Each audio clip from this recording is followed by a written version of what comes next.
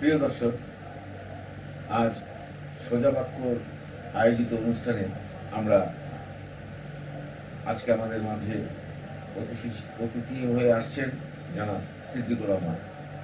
আজকে আমাদের বিষয়বস্তু হচ্ছে হেফাজত হারিয়ে যাওয়া। সেই হারিয়ে যাওয়া দিনক্ষণ নিয়ে আমরা আজকে জানতে চাইব জনাব সিদ্দিকুর রহমান সিদ্দিক সাহেবের কাছ থেকে। বলেন সিদ্দিকুর রহমান সিদ্দিক। ধন্যবাদ সুজা সাহেব। হেফাজতের সৃষ্টি আমরা শুরু থেকেই যখন দেখেছি, তৎকালীন সরকার বর্তমান আওয়ামী লীগ সরকার ছিল, তখন তারা মিটিং করার জন্য বিভিন্ন জায়গায় তারা অনুমোদন চেয়েছে, রমনা পার্কে, সরার উদ্যানে এবং হয়তো ওই পল্টন ময়দানেও চেয়েছে। কিন্তু সরকার তাদেরকে সূক্ষ্ম কারচুপি করে তাদেরকে মতিঝিলের মতো একটা ক্যাপিটাল রাজনীতি, যেখানে সারা বাংলাদেশের হেড অফিস, যেখানে ব্যাংক বিমা অফিস, যেখানে সারা বাংলাদেশের মানে টাকা পয়সা লেনদেন যেখানে প্রাণকেন্দ্র, সেইখানে পারমিশন দিয়েছে তৎকালীন সরকার। এটা সেখানে পারমিশন দেওয়াটা কি ভুল সিদ্ধান্ত শুধু না, ইতিহাসের মহা ভুল। ইতিহাসের পার্টে একটা রাজধানীকে, ক্যাপিটাল রাজধানীর শ্রেষ্ঠ লেনদেনের জায়গায় এইভাবে একটা মিটিং, হেফাজতের মতো তাণ্ডব লীলার একটা আপনার ভাষায় কি বলতে চাচ্ছেন যে হেফাজত যদি সেখানে যে অনুমোদন দেওয়া, সেখানে যে তারা তাদের প্রোগ্রাম করছিল, তারা কি বাংলাদেশ ব্যাংকে হামলা করে লুটপাট? হ্যাঁ, হামলা তো করতে হই। তারা তো যখন রাস্তা যেমন উপরে ফেলেছে, বট গাছ উপরে ফেলেছে, রাস্তার দিকে ফুল গাছ ফেলেছে, অনেক ব্যাংকে তারা অ্যাটাক করতে চেয়েছে। ওই দিন রাত্রে যদি এটা সমাধান না করতে পারতো পুলিশ, তৎকালীন বেনজির সাহেব ছিল পুলিশ কমিশনার, তার সুদক্ষ পরিচালনায় অত্যন্ত কারিগরি কায়দায় এটাকে মোকাবেলা করছেন। যদি না পারত, সকাল 10টায় আপনি তৎকালীন মেয়র সাদেক হোসেন পোখা সে খাবে, নাস্তা খাবে 10 ডিএনবি অফিসে, এই ধরনের সিদ্ধান্ত ছিল। সেটা যদি পারত তাহলে তো ওই দিন উল্টেই পারে তো, রাজধানীর লেনদেনের জায়গায় যে ক্যাপিটাল রাজধানী যেটা, সেটা তো একটা হয়ে তছনছ হয়ে যেত আমাদের অর্থনৈতিক মেরুদণ্ড। আমরা কি যে আমাদের অনুমোদন দেওয়ার আগে একবার কি সরকার চেতনা করছে যে এখানে অনুমোদন দেওয়া ঠিক হয়েছে কিনা, এবং তাদের ভুল আজকে স্বীকার করে না যে আমাদের ভুল ছিল ওখানে অনুমোদন দেওয়া। আমরা পার্কে দিত বা সে আমাদের ওই সাভারে গাজীপুরে দিয়ে হয়, বিশ্বস্তম হয় না, সেখানে কলা রুটি হালুয়ার ব্যবস্থা করে সেখানে পারমিশন দিত। সেখানে সরকার তাদের সহযোগী করতো, যেখানে কলা রুটি হালুয়ার ব্যবস্থা করতো এখানে মিটিং করে। কেন সেখানে সেদিন করে ওরা তখন থেকে ওরা ওই উগ্রবাদ সৃষ্টি হয়েছে, আমরা তো পারি অনেক কিছু করতে, এবং তারা এই সৃষ্টির মূল কারণ হচ্ছে এই সমস্ত জায়গায় তারা মিটিং করে সাহস পেয়ে গেছে। তা আপনার কথা যতটুকু বোঝা গেল যে শাপলা চত্বরে সরকারের পারমিশন দেওয়াটাই ঠিক হয়নি, ভুল ছিল, ভুল সিদ্ধান্ত ছিল। সরকারের স্বীকার করা ছিল ভুল সিদ্ধান্ত ছিল। একটা সিদ্ধান্তের আগে সব কমিটির, রাষ্ট্রীয় পর্যায়ে একটা কমিটি বসা উচিত। ভারতের প্রধানমন্ত্রী মোদী আসলেন, সেদিন যে হেফাজত যে তাণ্ডবটা করলেন ব্রাহ্মণবাড়িয়া, সেই সম্বন্ধে আপনি কিছু বলেন। আজকে পত্রিকায় দেখেছি যে জনাব ওবায়দুল কাদের মুক্তাদির এমপি বিবাড়িয়া, উনি মাননীয় প্রধানমন্ত্রী পিএস ছিল প্রায় 16 বছর। যখন 86 সনে মাননীয় প্রধানমন্ত্রী বিরোধী দলের নেত্রী, তখন বিজয় রহমান চৌধুরী প্রধানমন্ত্রী, তখন উনি বিরোধী দলের নেত্রী ছিলেন, তখন তার এপিএস ছিলেন এই মুক্তাদির চৌধুরী। এবং এপিএস থাকলে তারপর পিএস, প্রধানমন্ত্রী তখন পিএস হয়েছে, PS2, তারপরে কয়েকদিন পর PS1 হয়েছে, দীর্ঘদিন তার সাথে। কিন্তু উনি হঠাৎ করে মাঝে মাঝে ইসলামিক পত্রিকায় লিখত। না, আমি জানতে চাই, হেফাজত তো একটা রাজনৈতিক সংগঠন, ওরা এই যে এতিমখানার শিশু বাচ্চাদের, এরা গরিব বাচ্চা, এদের যে মিটিং মিছিলে আনে এবং এদের মাধ্যমে যেই জ্বালাও পোড়াওটা করলো, এটা বন্ধের কি উপায়? না, এটা তো জ্বালা পোড়াও করছে একসময় সিরিয়াস ছিল। হেফাজত এরা যেহেতু জামাত নাই এখন প্রকাশ্যে, হেফাজতের মধ্যে জামাতের কিছু অংশ ঘাটতি নিয়ে গেছে, এবং তারা যে লুটপাট করে এটা ঠিক, এবং তাদেরকে একটা সঠিক রাজনীতি আনার জন্য সরকারের সাথে দীর্ঘদিন তাদের শত্রুতা ছিল। একসময় মেনন সাহেব হেফাজত সম্পর্কে তীব্র প্রতিক্রিয়া ব্যক্ত করতে সংসদে, সেখানে সরকারের কিছু নীতি নির্ধারক বলছে যে তোমাদের ভোট আছে কয়টা, তোমরা যদি মতিঝিলে দাঁড়াও, মিনাম সাহেব নির্বাচনে যদি দাঁড়াও, তোমার এই হাতি কুড়াল দাড়ি নিয়ে ওই যে কাস্তে আর কুড়াল নিয়ে ভোট পাবা 3,000, আর যদি তুমি আওয়ামী লীগ থেকে দাঁড়াও ভোট পাবা 3 লাখ। না, আমি জানতে চাইছি যে এই হেফাজতের এই কাণ্ডগুলো বন্ধের রাস্তা কি? বন্ধের রাস্তা হচ্ছে তাদের সাথে গভীরভাবে বসতে হবে। না, এদের সাথে বসার না প্রয়োজন কি? বসতে এরা হবে, এরা অপরাধ করবে, এদের সাথে আমরা আলোচনা করবো না বসতে হবে। বসতে হলে যারা দেশ পরিচালনা করবে শত্রু মিত্র সবার সাথে বসতে হবে, দেশের সাথে বসে তাদের সমস্যা দেখতে হবে, সমাধান কিভাবে করা যায়, তাদেরকে সেভাবে প্যাট্রোনাইজ করতে হবে, যেমন হেফাজতকে কর্মী জননী। দর্শক, আমরা বিরতিতে যাচ্ছি, আসছি কিছুক্ষণ পরে।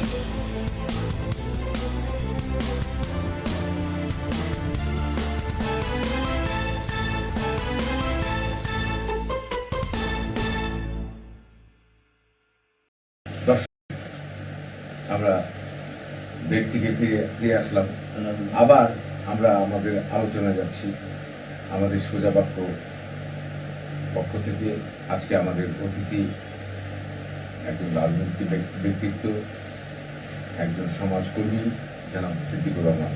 তিনি বলছিলেন আমাদের বিষয় আলোচনার মূল বিষয়বস্তু ছিল হেফাজত হারিয়ে যাওয়া।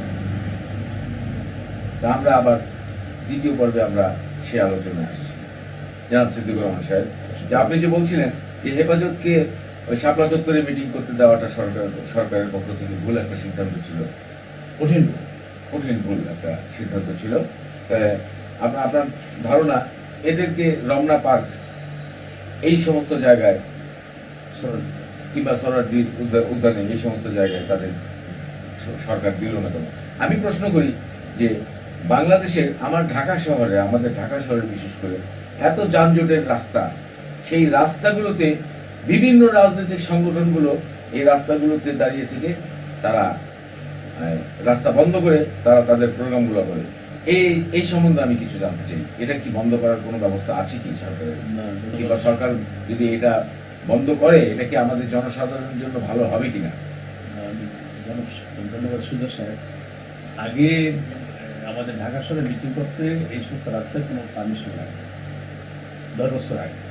এখন মতিঝিলে হোক বা পরিষ্কারের সামনে হোক, শাহবাগের সামনে হোক, যারা এই মিটিং করার সমস্যা তারা 3 দিন আগে পারমিশন। এই যে গণজাগরণ মঞ্চ একটা হলো, যেদিন গণজাগরণ মঞ্চটা ওরা যেদিন তৈরি করলো, যেদিন প্রথম দিন আমি আর আমার এক বন্ধু আসছিলাম, আসার পথে দেখলাম রাস্তা বন্ধ, অনেক ঝগড়াঝাটি করতে করতে তাদের সাথে ঝগড়া করে তারপর আমার হুন্ডাটা ওরা পুলিশের ডিসি যে ঢাকার সাউথে দক্ষিণে ডিসির কাছে করা পারমিশন, পুলিশ কমিশনারের কাছে পারমিশন। পুলিশ কমিশনার ওইটাকে ফরওয়ার্ডিং করে এসির কাছে, এসি ফরওয়ার্ডিং করে দেখে জায়গায় মিটিং করা যায় না। রাস্তার মধ্যে মিটিং করার পারমিশন ডিসি সাহেব কিংবা এসি সাহেব দেন? অনেক সময় তারা দেয়, রাজনীতি না, এটা কি ডিসি সাহেব কিংবা এসি সাহেবের দায়িত্ব? তাদের দেয় কি না দেয় দায়িত্ব তাদের কাছে পারমিশন চায়। পারমিশন না দিলে তারা পারমিশন পায় কেন? যদি না দেয় লিখিতভাবে তারা দরখাস্ত করে। লিখিতভাবে দরখাস্ত করেন পুলিশ কমিশনার অথবা ডিসি সাউথ বা অন্য অর্থে হলে ডিসি নর্থ, তাদের কাছে দরখাস্ত করে। তারা পারমিশনের দায়িত্বে, তারা পারমিশন না দিলে সামনে ওখানে জানাইতে হয়, তাদের লিখিতভাবে জানাইতে হয় পারমিশন চাই। পারমিশন পাইলে তারা মিটিং করে, না পাইলে তুমি মিটিং করতে পারো না। আমাদের জনসাধারণের কষ্ট দিবে সরকার, এটা তো সরকারের ঠিক না। এখন সরকার রাস্তার মধ্যে তো মিটিং মিছিলের অনুমতি দিতে পারে না। আমি আমার রোগীকে নিয়ে আর হাসপাতালে যাবো, হাসপাতালে যেতে পারি না। আমরা তো ডেভেলপমেন্ট কান্ট্রি না, আমরা তো কানাডা অস্ট্রেলিয়া না সুজা সাহেব, না নতুন বাংলাদেশ। আমরা নতুন বাংলাদেশ এবং আমরা মধ্যম আয়ের দেশ। এরা একটু মানে একদিকের মধ্যে একটা পর্যায়ে এসেছে। এখনো আমাদের মধ্যে ওই চিত্তনা, ওই বোধটা চেয়ারের থেকে দায়িত্বশীল বোধ, সেটা কোনো অবস্থায় নাই, দায়িত্বশীল কর্মকর্তা নাই। কারণ রাষ্ট্রের যে জনগণের যে হবে মানে ক্ষতিপূরণ বা তাদের যে ভোগান্তি, এটা চিন্তা রাষ্ট্রযন্ত্র এখনো পারে না, এবং প্রশাসনও পারে না। যাটা আমরা যে জনগণ কষ্ট পাই, এটা কি প্রশাসন বোঝে না? প্রশাসন বোঝেও বোঝে না। তাহলে প্রশাসনে আমি দায়িত্বে আছে, আমি এটা বুঝি না। তা আমার কারণ জনরাল রাষ্ট্রের উপরে তো সুযোগ। আমি এটা রেফারেন্স দিই আপনাকে, যেমন মানে বিদেশি মেহমান আসে আমাদের ঢাকা শহরের যানজটের জায়গা, এবং বর্তমানে মেট্রো রেলের কাজ চলতেছে, প্রচুর রাস্তায় ভাঙচুর এবং রাস্তা কনস্ট্রাকশন কাজ চলতেছে, রাস্তা মানে অব্যবহৃত অনেক জায়গায়। এখানে রাষ্ট্রপ্রধানরা, বিদেশি মেহমানরা আসলে ভিভিআইপিরা তখন কিন্তু আমাদের দেশে সামরিক হেলিকপ্টার আছে, বিমান বাহিনীর হেলিকপ্টার আছে, আপনার র্যাবের হেলিকপ্টার আছে, আপনার প্রাইভেট হেলিকপ্টার আছে, বসুন্ধরা। ঠিক আছে সব। তারা কিন্তু আমাদের বিদেশি রাষ্ট্রপ্রধান বঙ্গবন্ধু থেকে যদি সাভারে যায় স্মৃতিসৌধে, হেলিকপ্টারে গেলে 3-4 বাহিনী পাহারা দিয়ে নিলে কিন্তু কোনো ঘটনাই না, 10 মিনিটে চলে যেতে পারে, আবার আসতেও পারে 10 মিনিটে, কিন্তু তারা রাস্তায় যায়, রাস্তায় আসে। আমাদের দেশের এই 1 ঘন্টা রাস্তা বন্ধ করে রাখে। না, আমি বলতে চাই যে এই রাস্তা বন্ধ করে, এই রাস্তার আশেপাশে সরকারি অফিস আদালতগুলো হেফাজত এইভাবে মিছিল মিটিং এর মাধ্যমে তারা ব্রাহ্মণবাড়িয়ায় যে তাণ্ডবটা করলো, এই রাস্তায় আসলো, তখন কি অ্যাডমিনিস্ট্রেশন প্রশাসন দেখে নাই যে ওরা রাস্তায় একসাথে 50 জন, 100 জন, 200 জন, 500 জন লোক এক জায়গায় হইতেছে, এটারে স্ম্যাশ করতে হবে? দেখছি ওরা তো সরকার তো গভীরে যায় না। সরকারের যে অংশ এটা নিয়ে অবজারভেশনে ছিল, তারা তো গভীরে যায়। এটা তো অনেক উপরে, সরকার তো একটা মূল সরকার তো অনেক উপরে ব্যাপার। হ্যাঁ, যেমন এই হেফাজত মোদি আসতেছে ভারত থেকে, ভারতের প্রধানমন্ত্রী মোদি, আমাদের জন্য বিশাল একটা ব্যাপার। 71-এ আমাদের এই ভারত আমাদের সহযোগিতা করছিলেন। মোদি আসতেছে, আগে থেকেই হেফাজত তারা ঘোষণা দিতেছে যে মোদি কে আমার বাংলাদেশে আসতে দেবে না।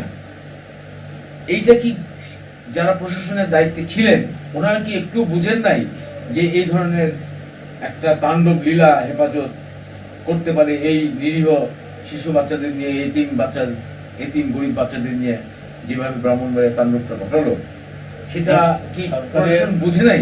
সরকারের মধ্যে একটা অংশ হেফাজতের সাথে দীর্ঘ শত্রুতা ছিল। তারা আসলে মনে করছে আমি হেফাজতকে ম্যানেজ করছি, এবং হেফাজতের কওমি সার্টিফিকেট না, ওরা তো হুঙ্কার ছাড়তেছিল যে মোদিকে আসতে দেবো না, মোদিকে আসতে দেবো না। কিছু অংশ ছাড়তেছিল, কিছু অংশে হুঙ্কার ছাড়ছিল, সবাই না। এবং সেটাকে কার্যকরী করার জন্য অনেক দায়িত্বশীল ডিসিদের মন্ত্রী দায়িত্ব ছিল, তারা মনে করছে আমরা ম্যানেজ করবো, তারা ম্যানেজ করতে পারে না। হ্যাঁ, এবং এই জন্য একটা দায়িত্বশীল জাতীয় কমিটি করা দরকার হেফাজতের সাথে। এই আমার প্রশ্ন সেখানে হেফাজত যদি ব্রাহ্মণবাড়িয়া এক জায়গায় হইতে পারে 500-1000 জন, বাংলাদেশ সরকারের একটা রাজনৈতিক সংগঠন ছাত্রলীগ যুবলীগ ওইখানে 2000 কেন তারা এক জায়গায় হইতে পারলো না? না, ওখানে তো সবই আওয়ামী লীগের, ডিবির তো সবই আওয়ামী লীগের।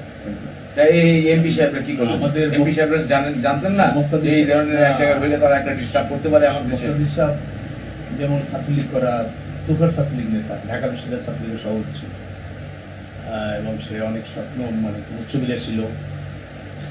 সে ছাত্রলীগের সভাপতি ছিল ঢাকা বিশ্ববিদ্যালয়ের শাখার 82-83 না, আমি প্রশ্নটা সেখানে যে একজন সংসদ ওনার সীমানায় এই ধরনের একটা ঘটনা ঘটতেছে, উনি কি একটু বুঝেন নাই?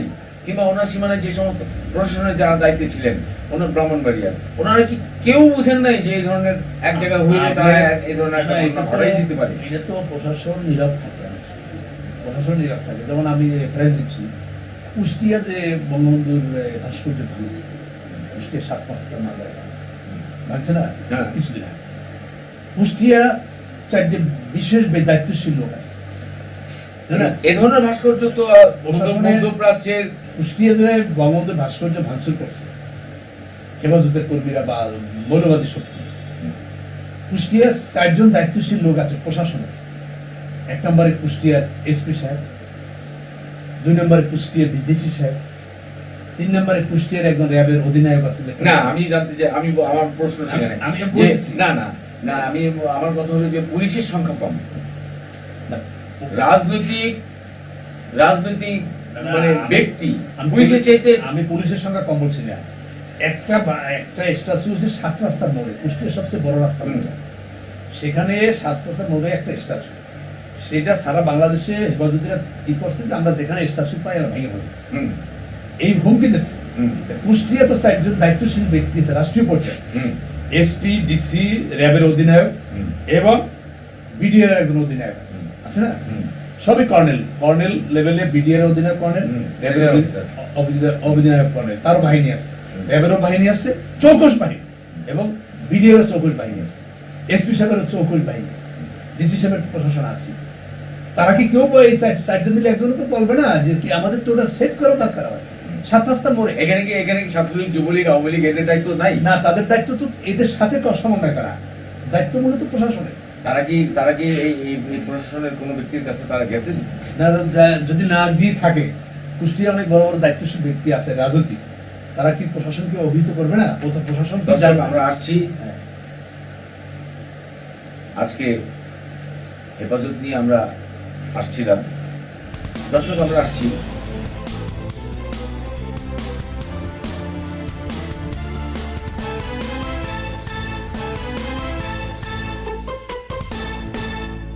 দর্শক, আমরা ব্রেক থেকে ফিরে এলাম। সোজা বাক্যর পক্ষে আজকে আমাদের অতিথি জনাব সিদ্দিকুর রহমান। আমাদের বিষয়বস্তু ছিল হেফাজত হারিয়ে যাওয়া। সিদ্দিকুর রহমান সাহেব, বাকিটুকু বলার আমাদের হাতে অল্প সময়, এই অল্প সময়ের ভিতরে আপনি বাকিটুকু বলবেন যে হেফাজত এসপিডিসি কিংবা দায়িত্বশীল যারা ছিলেন, আপনার প্রশ্নে যতটুকু বোঝা গেল যে ওনারা দায়িত্বটা পালন করে নাই। কিন্তু আমি কি বলবো যে ওনারা পালন করে নাই এটা সত্য না। ওনারা আসলে বুঝতেই পারেন নাই যে হেফাজত এইভাবে তাণ্ডবলীলা ঘটাতে পারে। না, এটা না বোঝার কি, তারা তো হুমকি দিচ্ছে বাংলাদেশের সমস্ত ভাস্কর্য তারা ভেঙে ফেলবে। এরপরে জেলায় জেলায় জেলায় তো 2-3 জায়গায় ভাস্কর্য থাকতে পারে, অনেক জেলায় নাই। 7 রাস্তার মাথায় একটা বঙ্গবন্ধু ভাস্কর্য কুষ্টিয়া জেলার সদরে একটা খুব জায়গা, জনবহুল জায়গা, সেখানে রাত 24 ঘন্টা গাড়ি ঘোড়া চলে। সেটা তো এসপিডিসি প্রশাসনের তারা এটা মূলত মাথায় নেই, তারা তো দায়িত্বশীল ব্যক্তি সেখানে। কিন্তু হেফাজত কি এই ধরনের কোনো প্ল্যান ছিল যে আমরা আজকে মানে তারা 3 দিন আগে ভাস্কর্য ভাঙবো? 3 দিন আগে বলছে বাংলাদেশের যে কোনো জায়গায় ভাস্কর্য আছে আমরা সব ভেঙে ফেলবো, বঙ্গবন্ধু যে ভাস্কর্য আছে আমরা ভেঙে ফেলবো। তারা বলতে পারবে এরা উস্কানি দিচ্ছে। তাহলে জেলায় জেলায় যে সমস্ত জায়গায় আছে ভাস্কর্য, সেখানে তারা না না, যে ব্যক্তিটা একটা দেশ দিল, ওনার একটা ভাস্কর্য থাকতেই পারে, এই সেটা ভাঙতে হবে হেফাজতের। হেফাজত এটাতে তারা বেনিফিটটা কি নিতে চায়? ওরা তো দেশে একটা অকার্যকর আইন শৃঙ্খলা পরিস্থিতি অবনতি ঘটে, একটা অকার্যকর পরিস্থিতি। এখন ওদের বিলুপ্তির করা যায়, ওরা তো বর্তমানে বিলুপ্তির পথেই হেফাজত। বিলুপ্তি তো একদিনে হয় না, বিলুপ্তি তো এদেরকে প্যাট্রোনাইজ করছে সরকার, একসঙ্গে প্যাট্রোনাইজ করছে সরকার, তাদের সাথে শক্ততা করছে। ইলেকশনের পরে তা সরকারের তাদের ভোটও সরকার গেছে, তাদের কওমি জননী হিসাবে মাননীয় প্রধানমন্ত্রী টাইটেল তারা দিচ্ছে। এবং হেফাজতে আল্লামা শফি বলছেন যে আমাদের মাননীয় প্রধানমন্ত্রীর নির্দেশে আমরা দেশ ইসলামিকভাবে এগিয়ে যাচ্ছে, এটা সে বলছে। এবং হেফাজতের সার্টিফিকেটগুলোকে মাস্টার্স সার্টিফিকেট তুলনা করছে এবং সম্মান দিচ্ছে। মামুনুল হকের গ্রেপ্তার সম্বন্ধে মামুনুল হক কিছু যদি একজন যৌনবাদী রাজনৈতিক ইসলামিক লোক। মামুনুল হক একজন যৌনবাদী রাজনৈতিক ইসলামী, মানে যৌনতার প্রতি তার একটা আসক্ত ছিল দীর্ঘদিন। এই যে মামুনুল হকের পিছনে যে ধার্মিক যারা, তারা ধার্মিক লোকগুলা যারা এই কি বলে মাদ্রাসা, ওই মাদ্রাসার সাথে জড়িত মাদ্রাসার ছাত্ররা, এরা একে ভালোবাসে কেন? এরা জানতো না, এরা এদের আসলে তো মামলা আসলে তো এটা জানতো না। মামুনুল হকের আমাদের ডিসি তেজগাঁও হারুন সাহেব বলছে যে মামুনুলের কাছে বাবরি মসজিদের, কিন্তু একদিন তো আমরা বিভিন্ন সোশ্যাল মিডিয়ায় দেখি যে হারুন সাহেব মামুনুল হকের মিটিং এ বসা এবং ওই সময় সব কথা শোনে, সব কথা তখন কি একজন পুলিশ অফিসার বুঝেন নাই যে এত গভীরে যায় না যে বাবরি মসজিদের নামে তার কাছে কোটি টাকা আসে। আমরা ধর্মীয় নেতা মনে করি যে 2-5,000 টাকা পায়, বক্তৃতা দেয় আর বাসায় যাই ওই বাজার বাজার মাইক খরচ, এই খরচ, ওই খরচ, আমরা যে চৌকুশ পুলিশ বলি। হ্যাঁ, এবং ধর্মীয় নেতারা যে বাবরি মসজিদে নিয়ে কোটি কোটি টাকা তার ব্যাংকে অ্যাকাউন্টে বলছে 2 দিন আগে। 6 কোটি টাকার একটা, হ্যাঁ, এটা এটা এরকম তার অনেক অ্যাকাউন্টে টাকা আসছে। যখন একটা লোকের কাছে তার প্রত্যাশা থেকে প্রাপ্তি অনেক, এই যে বাইরে থেকে টাকাগুলো আসে, এই টাকাটা তো ব্যাংকের মাধ্যমে আসে কিংবা হুন্ডির মাধ্যমে আসে। এটা গভর্নমেন্টের যারা দায়িত্বে আছে, ব্যাংক কিংবা এই ধরনের মানে লেনদেনের দায়িত্বে যারা আছে, তাদেরকে এরা কি জানে না? এরা কি সরকার কখনো বলছে যে এই ভদ্রলোকটা বাড়ি থেকে এইভাবে টাকা আসতেছে? কিছু অংশ ম্যানেজ হয়ে যায়, মানে ওই ব্যাংকে যারা আছে এরা কিছু টাকা পয়সা খায়, সোজা কথা। ম্যানেজ হয়ে আর কি যেভাবে হোক ওটা ওদেরকে ম্যানেজ করে টাকাটা বের করে দেওয়া নিয়ে তাহলে এই ব্যাংক কর্মকর্তাদেরকে তারা এই বিচারে আনা উচিত, মনে হয় আনা উচিত। তারা তো কোনোটাই তো বিচারে আমরা আজকে পত্রিকা দিয়ে কালকে আর দেখি একটা কমিটি হচ্ছে, তদন্ত কমিটি, ওই পর্যন্ত শেষ। আমাদের সবকিছু জবাবদিহিতার মধ্যে আসতে হবে। এবং এই যে হারুন সাহেব বললো যে 6 কোটি টাকা আছে ব্যাংক লেনদেন। এই লেনদেন টাকাটা কোথায় আছে এখন? এই টাকাটা রাষ্ট্রীয় কোষাগারে নিয়ে একটা সমাজ কল্যাণমূলক একটা কাজ করে, একটা শিক্ষা প্রতিষ্ঠানে দেয়। সামান্য টাকা চলবে, হ্যাঁ। টাকা আমার দেশের জন্য আরো- কারণ এরকম তো অনেক টাকা অ্যাকাউন্ট আছে, একটা ডেভেলপমেন্টে একটা খাতা, এটা ধ্বংসের না খাটাই এটা ডেভেলপমেন্টে। ওরা তো এই সমস্ত এবং এই টাকা পয়সা পেয়ে সে গোপনে গোপনে বিভিন্ন জায়গায় মোতা ম্যারেজ, যেটা বলে ওদের ধারায় আছে যে দুইজনে রাজি থাকলে হয়ে যায় কাজ, হ্যাঁ সেইভাবে সে কাজ চালাইছে গোপনে তিনচিটার নারীর সাথে, অল্প বয়সীদের সাথে সে ধর্মীয় তাদের ধর্মীয় দৃষ্টিতে গোপনে আছে। তো মানে ঠিক আছে, আমাদের আলোচনার সমাপ্তি এখানেই টানতে হচ্ছে। প্রিয় দর্শক, আমরা আজকে আলোচনায় সোজা বাক্যর পক্ষ থেকে আমাদের আজকের অতিথি ছিলেন জনাব সিদ্দিকুর রহমান। আমরা আগামীতে আবার অন্য কোনো বিষয়বস্তু নিয়ে আলোচনায় আসব। আপনারা সকলে ভালো থাকেন, সুস্থ থাকেন, সুন্দর থাকেন, সোজা বাক্য দেখবেন আপনারা সকলেই।